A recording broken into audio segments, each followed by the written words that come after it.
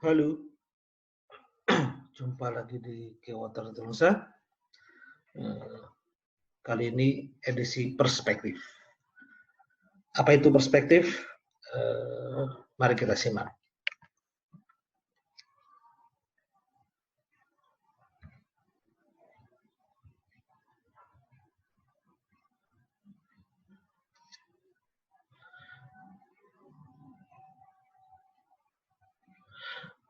Oke, jadi perspektif itu adalah acara baru saya di Kewater Nusa. Di perspektif ini saya merubah yang dulunya kultum, kuliah 7 menit, waktu itu udah sampai 3, dan sekarang saya rubah menjadi perspektif. Karena di sini memang perspektif saya, perspektif atau pendapat saya pribadi. Jadi kalau di kolom inspiratif itu saya undang guys, gitu, undang tamu. Tapi kalau di perspektif ini saya pribadi, saya seorang diri sebagai Ahmad Taufik, sebagai Pak Ate, sebagai Mas Bro Ate, sebagai Ate, membahas suatu beberapa topik yang memang based my opinion gitu.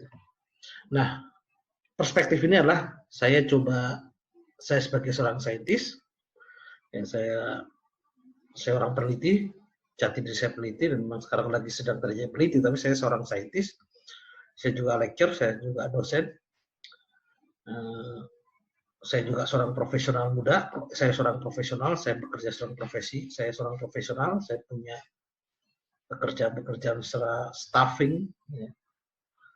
Saya sebagai struktural istilahnya seperti itu adalah profesional, dan saya seorang penulis, writer, ya.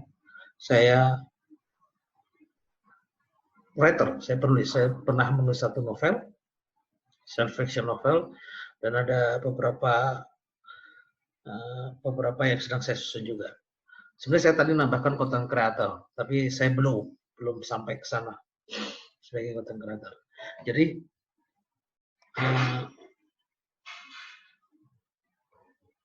opini atau perspektif ini adalah dasarnya saya sebagai saintis, saya sebagai lecturer, saya juga seorang profesional, saya bekerja, saya seorang ASN yang profesional, saya seorang PNS profesional, dan saya juga seorang penulis. Nah, perspektif ini isinya opini, pendapat saya, opini, pendapat, kadang-kadang komentar, dan kadang-kadang juga saya mereview beberapa yang kaitan dengan saya, bidang saya, dan juga berdasarkan experience. Inilah perspektif versi Kewater Nusa yang saya bawakan sendiri sebagai subchannel baru di Kewater Nusa. Mari kita mulai perspektif ini. Jadi ini perubahannya. Mari kita mulai ke materi pertama. Oke, perspektif sekarang saya membahas mengenai, atau yang keempat ini, karena rubah dari kultum, yaitu mengenai Ari Lasso. Ari Lasso itu 5 poin mengenai Ari Lasso. Jadi ini adalah penyanyi yang bisa dikatakan semua udah kenal gitu, yang sangat legend beliau, dengan genre musiknya gitu ya, dengan karya-karyanya cukup terkenal di angkatan era 90-an, tapi juga masih eksis di era 20-an, tahun 2000-an ini cukup eksis, dan sampai sekarang pun masih eksis. Jadi ini sudah melewati 2 zaman, tahun 90-an sampai tahun 2000-an. Ya. Ini bukan perkara mudah, penyanyi yang bisa eksis di 2 jam, di sepanjang itu. Ari Lasso 5 poin. Mari kita bahas. Poin pertama, saya salut sama beliau, sama Ari Lasso, yaitu bagaimana poin pertama itu move on. Kemauan atau kemampuan dia untuk move on dari shifting periode terburuk, yaitu waktu itu dia mengalami periode ketergantungan narkoba, masa lalu kemudian bergeser menjadi berubah. Saya masih ingat kata-kata Ari Lasso, kata dia, tidak mudah untuk keluar dari ketergantungan narkoba. Apalagi saya nggak tahu jenis MDI, apalagi yang kata Ari Lasso, apalagi yang dia ketergantungan jenis yang cukup berat. Kata beliau, kata dia masih ingat, saya dan slang gitu, adalah perkecualian. Banyak yang hampir jatuh, banyak yang meninggal dan sebagainya. Jadi memang itu masa yang keterpurukan yang luar biasa dari seorang Ari Lasso. Ya. Ini saya ambil foto dengan istrinya gitu karena menurut beliau titik baliknya ada dengan istrinya, dan ini mungkin awal karir beliau, awal karir Ari Lasso. Jadi berubah pada shifting itu butuh komitmen yang luar biasa dari seorang Ari Lasso. Ya, kalau simak pengalaman dia waktu dia wawancara sama Jas Alvin, waktu luar biasa komitmennya. Ya, atau pengakuannya bahwa dia shifting ke sana. Dari keterpurukan menjadi kemudian dia bangkit menjadi Ari Lasso baru. Ya, termasuk saya lupa sama Aquarius, pemilik Aquarius atau salah satu founder Aquarius. Ya, salah satu kunci Ari Lasso move on adalah komitmen yang sangat kuat, bulat waktu itu. Ya, jadi move on, step keluar dari zona, move on. Sekali lagi, saya punya teman gitu ya yang memang dari fase ketergantungan ke fase itu tidak mudah. Ya, saya punya teman yang fail gitu ya, yang benar emang banyak endingnya meninggal gitu ya. Tapi ada juga yang keluar gitu ya. Tapi memang itu perlu yang berat. Ya, ketergantungan. Ya, Ari Lasso berhasil keluar dari move on itu secara total. Dan menurut dia itu perlu yang rumit sekali. Kemudian yang kedua, poin yang kedua tentang Ari Lasso adalah anti baper. Ini menunjukkan dia seorang yang dewasa dan mature. Ya. Dia dewasa atau mature, matang. Ya. Jadi sebelumnya dia sangat dekat dengan Dewa, dengan Ahmad Dhani, sempat konflik ketika periode itu, namun kemudian tidak baperan, mature, dewasa, kolaborasi. Ya, kan banyak juga sekarang sering konser bareng, featuring antara Dewa 19 dengan Ari Lasso itu sering. Bahkan kalau nggak salah, Ahmad Dhani pun membikinkan lagu untuk Ari Lasso, yang Rahasia Perempuan. Nah, saya memang cukup penggemar Dewa 19 karena saya hidup di tahun 90-an. Jadi mature ini membutuhkan butuh kedewasaan luar biasa. Mengakui kondisi waktu itu, kemudian jadi kedewasaan mengakui masa itu, kemudian menerima, kemudian ya nggak baper. Ya. Dengan pertemanannya itu tidak berubah. Ya. Ini dewasa, itu mature, anti baper. Yang ketiga, poin ketiga dari seorang Ari Lasso, jadi dia bangkit tapi juga dengan karya. Dia paham potensinya, dia tahu potensinya, dan dia bangkit dengan karya. Ya. Jadi untuk move on itu tidak cukup. Move on harus diikutin dengan karya, sehingga jadi kesibukan baru. Ya. Jadi kalau cuma move on aja, tidak dengan karya yang lebih bagus atau minimal ekivalen, saya yakin akan balik lagi gitu, mudah untuk balik lagi. Tapi ini bangkit, kemudian punya karya yang bisa dikatakan lebih bagus, apalagi ataupun equal dengan perkataan macam belum, ini akan jadi suatu energi yang baru. Ya. Dan itu bisa melupakan masa-masa yang periode buram itu. Jadi kita harus ini bangkit dengan karya, harus punya breakthrough, harus punya terobosan, harus punya suatu karya.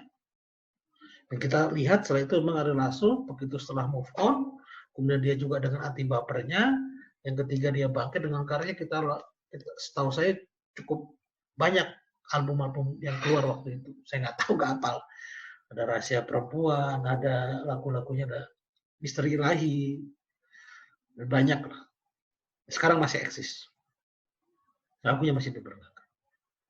Jadi ketiga, bangkit dengan karya, tidak dengan kosong. Oke, yang keempat, Ari Lasso adalah pembelajar sejati.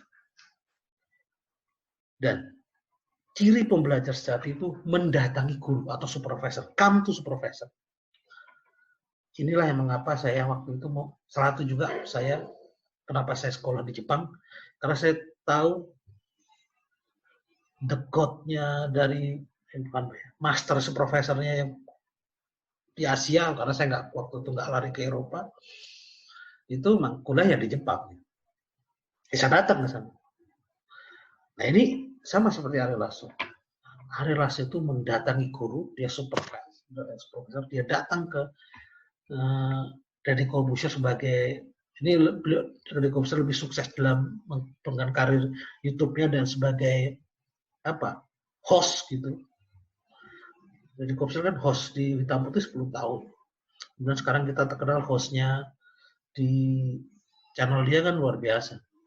Dan Ari Lasso itu datang hanya memang untuk perkara gimana jadi host yang bagus. Karena Ari Lasso ingin menjadi seorang YouTuber yang ada Ari Lasso, jadi ingin ada wawancaranya begitu. Tidak sekedar nyanyi sebagai entertain yang baru gitu. Dan dia nanya ke Deddy Corbuzier, gimana sih cara menjadi host? Dia datang hanya untuk supervisor. Ini ciri keempat, pembelajar sejati. Pembelajar sejati itu datang. Dan itu adab. Saya kalau di kita dan ini adab. Adab itu belajar ke guru. Ya.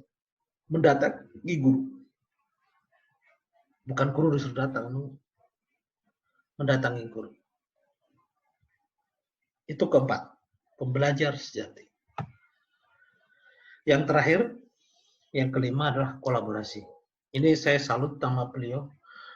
Begini, Ari Lasso itu sepahaman saya, dia usia entertainnya tuh jauh lebih senior daripada, mungkin hampir sama, tapi kayaknya lebih senior Ari Lasso daripada Rita Rauni dan Raffi Ahmad secara usia. Tapi dia mau kolaps ke yang lebih senior. Dan mereka ini memang lebih subscribernya lebih banyak kalau dalam YouTube. Tapi kemampuan mau kolaborasi ini luar biasa. Walaupun Ari Lasso lebih tua. Jadi ini jarang. Ya, mungkin ya ada gengsi dan sebagainya. Saya kan lebih tua, saya kan lebih senior. Ini mau berkolaborasi dengan lebih junior. Ya, ini saya juga contoh, misalkan di channel saya ini, saya gandeng anak muda. Ya. Saya gandeng dua saat ini adalah Husna, dia 10 tahun atau 2010 hampir 12 tahun di bawah saya, dan saya gandeng juga Misbahuddin yang 15 tahun lebih muda daripada saya. Karena memang ya YouTube ini nggak seusia saya, memang di bawah saya. Saya belajar bagaimana kita harus kolaborasi ke yang lebih junior. Jadi kolaborasi nggak hanya yang lebih, kalau lebih senior oke lah, kita datang. Nah ini Ari Lasso seperti itu. Dia mendatangi, bahkan berkolaborasi yang lebih senior. Tapi paling penting kolaborasi. Oke, jadi itu kelima, saya sebutnya 2 kunci-kunci menjadi sukses. Kita belajar dari seorang sosok Ari Lasso, dan bahkan saya tambahkan sini kunci untuk menjadi sebuah legend. Yang pertama, move on. Strike shifting, keluar dari zona nyaman atau zona buruk malahan. Ya. Kalau orang-orang kan bilang keluar dari zona zaman, oke lah. Ya, tapi kalau ini itu benar itu, saya juga merasakan. Tapi keluar dari zona yang buram, strike shifting yang tegas, shifting yang keras. Ya. Yang kedua, anti baper, mature, dewasa, ya. Tidak baperan. Yang ketiga, bangkit dengan karya, bukan sekedar bangkit, ya. Bukan sekedar keluar dari zona terpuruknya, tapi juga karya. Karena itu akan menjadi sebuah akumulasi yang luar biasa. Keempat, pembelajar sejati, datang ke supervisor. Yang kelima adalah kolaborasi. Oke, itulah perspektif saya mengenai Arif Lasso. Semoga pembelajaran opini saya ini bisa menjadi pembelajaran buat saya pribadi dan buat teman-teman bagaimana supaya kita sukses dan ya kita belajar bagaimana menjadi seorang legend. Oke. Nantikan perspektif berikutnya di episode berikutnya. Silahkan like, share, dan subscribe. Jumpa lagi di perspektif episode selanjutnya. Terima kasih.